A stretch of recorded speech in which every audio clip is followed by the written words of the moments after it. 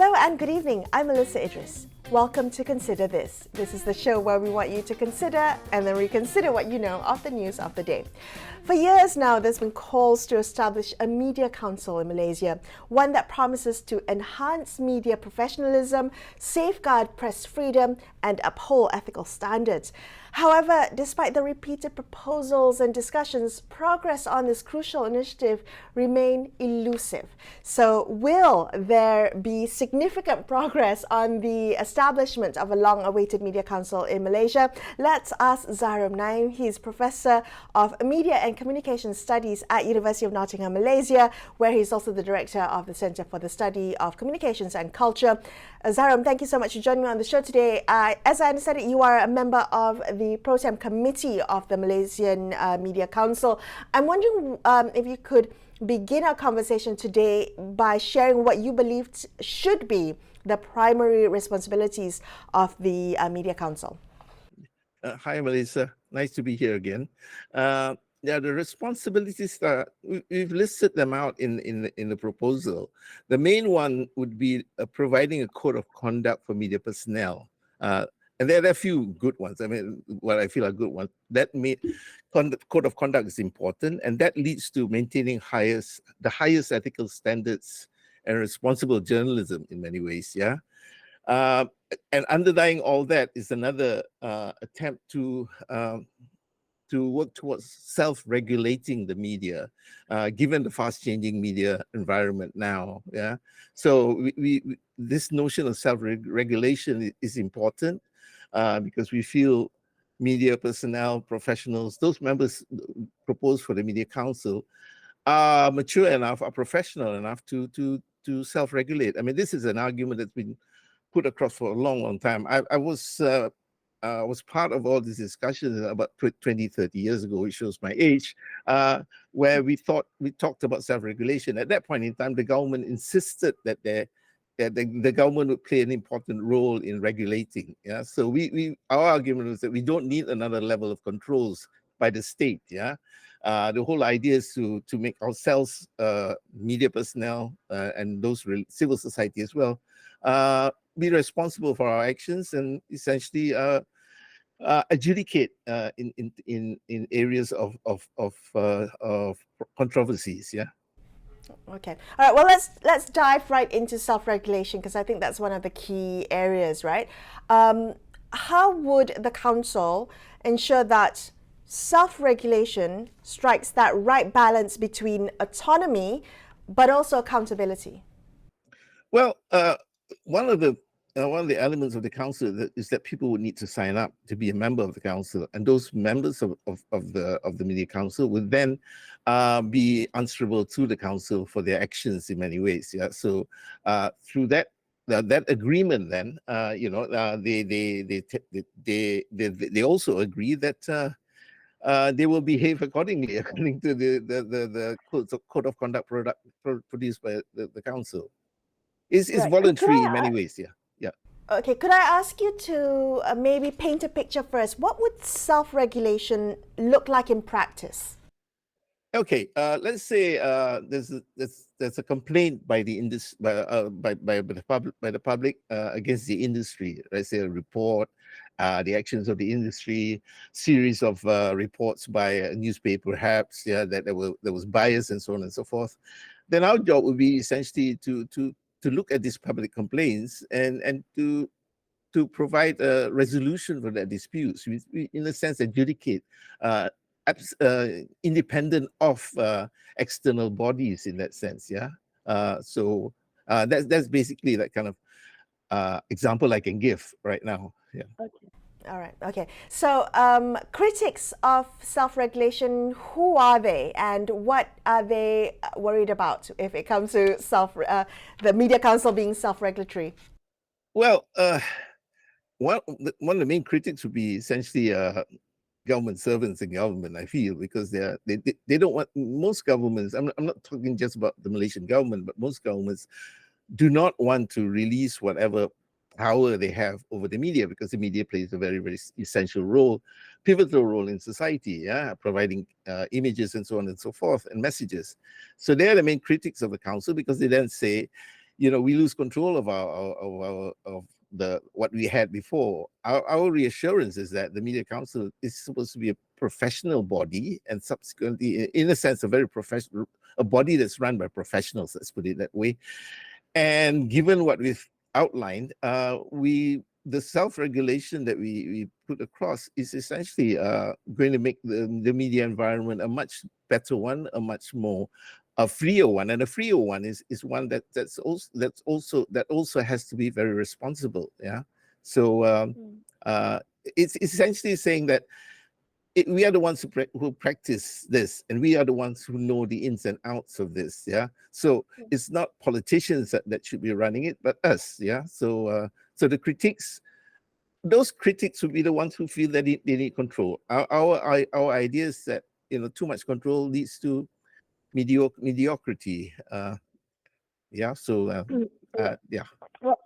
Well, some of the arguments I've also heard against self-regulation have been around the issue of consequences for violations. So the critics argue that, self-regulation means that the Media Council really will have no teeth when it comes to holding media organizations to account for misconduct, for unethical behavior, for bad reporting. How does the proposed Media Council plan to address some of these concerns?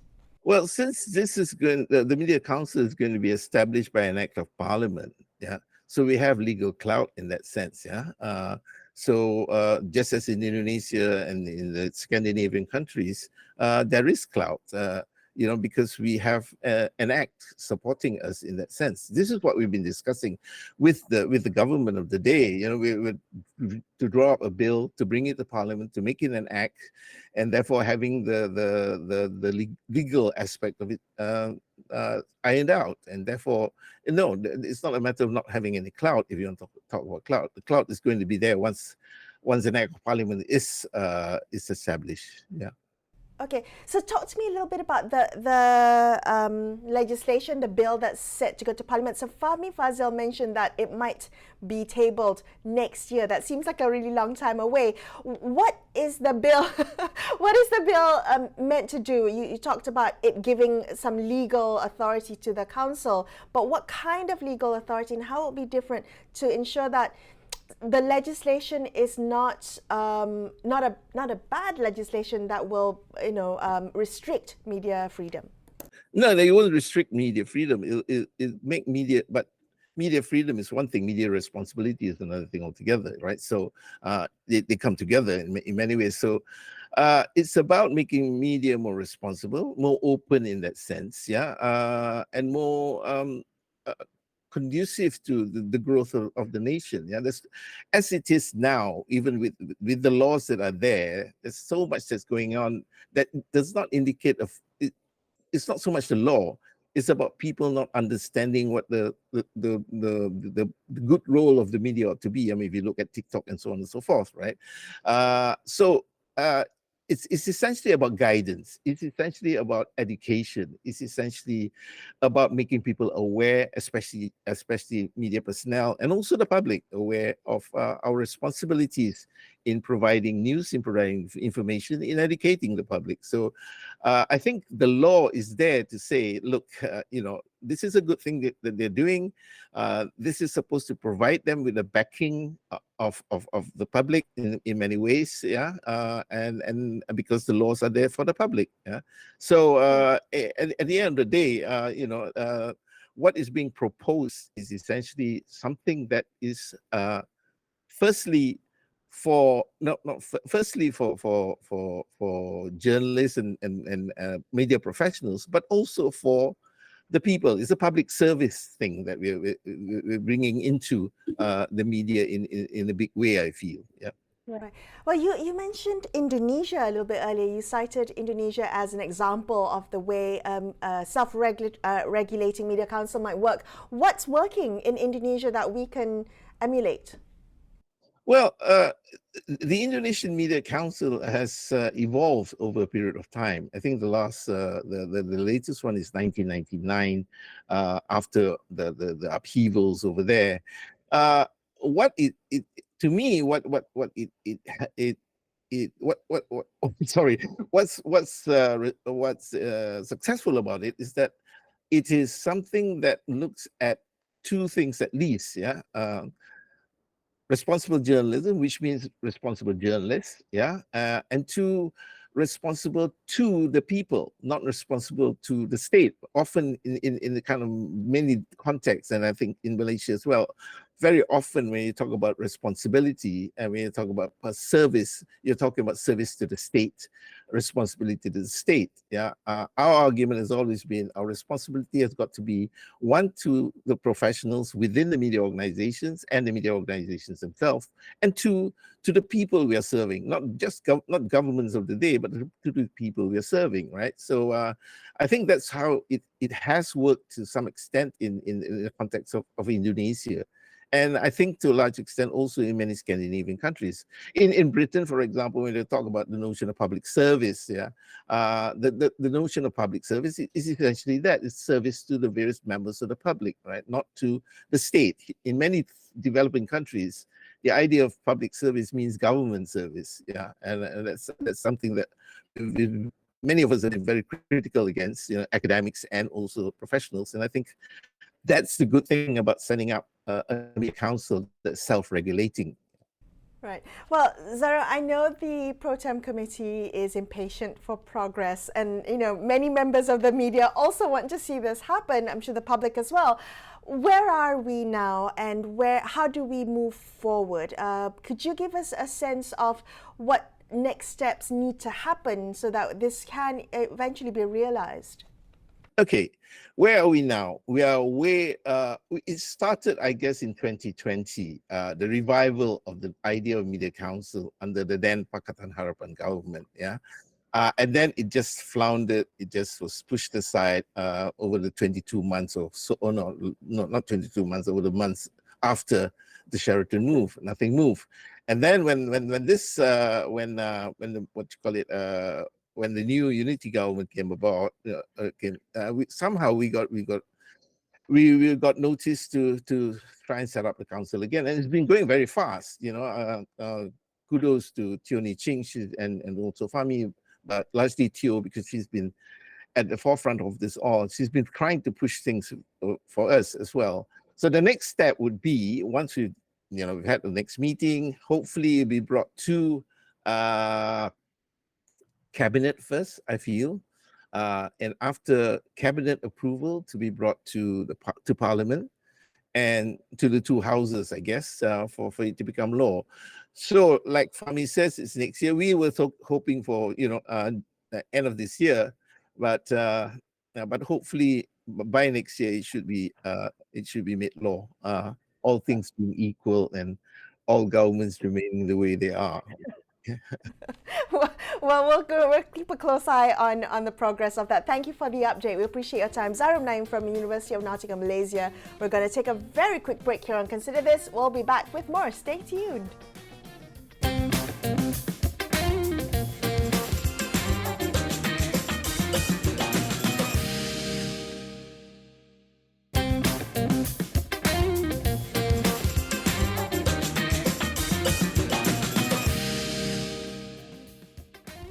Hi, welcome back to Consider This. I'm Melisa Idris. Let's continue our conversation about the efforts to set up the long-awaited Media Council in Malaysia. Joining me now is Wathshlah Naidu. She is the Executive Director of the Centre for Independent Journalism. Wathshlah, thank you for being on the show with me. The Pro Tem Committee, of which you are a member of, the Pro Tem Committee is adamant that this Media Council should self-regulate. But as we know, there are half a dozen or so laws in Malaysia that currently govern the media. So what would you say are some of the key challenges or the obstacles in aligning those existing media laws with the principles of self-regulation that the Media Council wants to embody? Yeah, that's such an interesting question, because that's what we've been really battling with, Melisa. As you rightly pointed out, most of the laws that we have here are not necessarily aimed at promoting or protecting the rights of media. It is more aimed at censoring and restricting certain forms of speech and publications and so forth, right? So in this context, one of the key role of the Media Council would be, self-regulation means you are pulling together the different actors within the industry, and you are more equipped to deal with the dynamic, fast-changing media industry or media environment, right? So that would mean first thing would be to reconcile the various regulations that are, covering print media, broadcasting media, covering digital platforms. So the first role or critical function of the Media Council will be to set up its own standards, right? And these standards, of course, must be in adherence with international standards on ethical and responsible reporting, yeah, and making sure that also provides a vibrant environment for media to perform independently. So these standards would ensure that it goes beyond the restrictions and censorship that we have. It's a first attempt, right? So, of course, ideally, the Pro Tem Committee, if you look at the draft that was submitted in 2020, have also stated the need to review, amend, and repeal the Printing Presses and Publications Act, as well as certain provisions within the Communications and Multimedia Act. There is going to be a need to align a number of our laws with what is going to be the object and purpose of the Media Council. Right. Well, okay. So let's talk a little bit about why the council needs to self-regulate. Can you share as to why it's better for self-regulation as opposed to having these laws that, as you say, restrict media freedom? Okay. I'm not going to say a blanket no to any of these laws. Certain laws are definitely needed, right? To protect the public's interests. Yeah. But self-regulation is critical because we need to locate the role of media as the fourth estate, right? In promoting in promoting democracy generally, right? And media then becomes the main source of information for the public to make informed decisions, right? And what is happening now with the various sets of laws that we have and with the constant changes in government is a very a rather arbitrary approach to how media is being regulated. And media, let's accept the fact here, many of our media rather partisan as well. So we want to move all this, and the power is also concentrated on the state. It is the government at the moment completely regulating, censoring media, right? So it has to be a shared responsibility now. And if media is to self-regulate itself, media, when I say media, it has to include various other actors, right? Media, publishers, owners, journalists, CSOs, academics. Self-regulation means you are coming together to agree to adhere to a set of standards that you yourself have created, right? And that would also mean you're putting in place specific mechanisms, processes, and systems to hold yourself accountable. Right. So, and this is critical because it moves away the, I want to say, quote unquote, interference by government or interference by other parties with vested interests. So, what would you say are the main reservations that the government has regarding the idea of self-regulation in the media industry?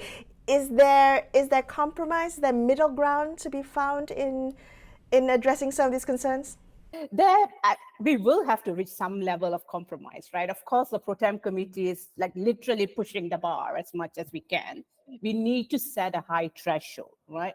But I think the core of establishing a media council, we have to go back to the 2020, the January 2020 decision to set up the Pro Tem Committee. It was on the basis of a cabinet paper that was passed that focused on the need for self-regulations and independence. Now, if we go back to the core of it, that means that's where we are starting, and that's where we should always, head towards.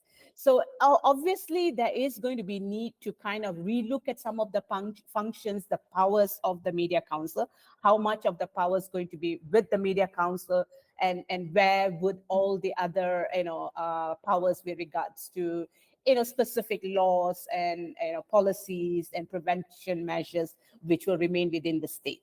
I think the biggest compromise that we envision now is how would the government locate itself vis-a-vis the media council. The way we've looked at a number of countries. We've looked at Indonesia, our neighbor. We've even looked at Timor-Leste, which is number 10 on the RSF index. Yeah, we are at 73. Timor-Leste is number 10. And then we've also looked at other countries, of course, like India, and how would a body passed by an act of parliament function. Indonesia, of course, started off with having government reps part of it, but they moved away from that. There no longer need for government reps to sit in the council. Yeah, and India functions completely as an independent entity, right? So in Malaysia, we ask ourselves, right? Self-regulation means industry players, industry actors, and people who places the interests of the media and the interests of the public at the heart of it, right? So that means it's not the interest of the government there. It is the role of the government to facilitate an enabling, robust environment for the media. So the struggle is going to be, and I'm already envisioning that, where do we draw the line in terms of the government's role? Do they sit in the council? We say no. Right? We say definitely no, because what would that mean? I mean, it's almost similar to having government continue the regulation process they have, right? But would the government kind of create a space for itself, perhaps, that's not decision making, that's open for discussion? Maybe an observer role, but even that is critical. But we also need to note, right? When we looked at the membership of the council, we looked at 3 categories that included publishers, media owners. That's the first category. Second category, basically journalist groups. Third category, CSOs, academics who are invested in media freedom, right? Now, in category 1, we had a lot of discussion. Would that include government media? Right? Would Bernama, be a member of the council? That was already a compromise within the Pro Tem committee when we said yes, but when they become a member of council, they are completely, committing to adhering to the code of conduct and related rules of the council. So you're already saying, this is a standard I'm adhering to. This is how I'm going to, now kind of regulate myself. And if there are violations or breaches, in my act and conduct, then, anyone can avail themselves to the council's dispute resolution mechanism. So that might be possible, of course, for RTM Bernama. And of course, we still understand there would be, some level of government involvement there. But that is very different, though, Melisa, in having a government rep, say, from the Ministry of Communications and Digital sitting there. Because would they then also be adhering to the code of conduct and related rules? Perhaps not. So this is where I think we need real clarity from the government themselves. What is the government's intention now with regards to the Media Council? Okay. Well, if you think about the government's role, they could also use the argument of funding. If you want government funding, federal funding, we have to have a presence on the council. How do you envision the funding structure of the Media Council, and what challenges might arise from the different permutations of the funding structure? Yeah, this funding seemed to be one justification, because the way the structures work, I guess, in terms of allocation, most of the fundings are allocated through different ministries, right? And of course, if it's going to be allocated through the Ministry of Communications and Digital, they would want to have some level of oversight, right?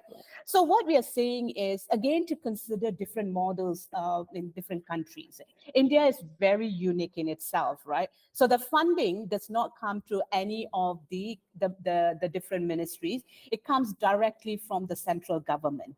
Right. And of course, I mean, there is, of course, responsibilities and obligations of they call it the press council, to report back on the use of the funds, which could be done similarly here. The funding could still come directly from the parliament. Any of the PAC could kind of allocate this, right? And we report back, in that nature on the uses of the fund. Yeah. And I really do think there is a lot of opportunity for us here to think outside the box. It's a new government, right? It's a Madani government, and surely we don't want to be stuck in the same rut again. So I think, and again, funding from the government, we're not talking about indefinite funding, right? Some basic things around seed funding from the government is going to be important, because how else are we going to set up, right? We need to set up the secretariat, we need to put the systems in place. So that is going to require some level of initial support from the government. But eventually, I think there could be different ways of, self-sustaining itself too. Membership fees, of course, is one way, but that's going to be really minimal, right? But there are also opportunities vis-a-vis grants that could be, applied. So Hakam has a similar nature, right? They can also apply for grants.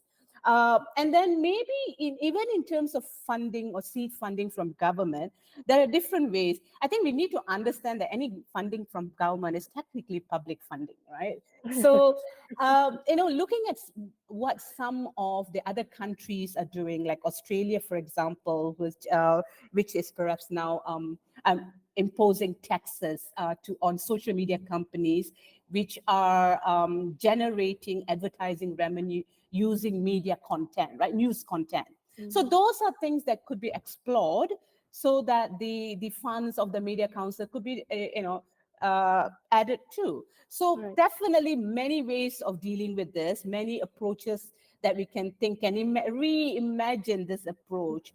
But it doesn't mean that by doing all this, we need to be located within one ministry with the ministry representatives sitting in here. Right. Wathshlah, thank you so much for being on the show. Wathshlah Naidu from the Centre of Independent Journalism, wrapping up this episode of Consider This. I'm Melisa Idris, signing off for the evening. Thank you so much for watching, and good night.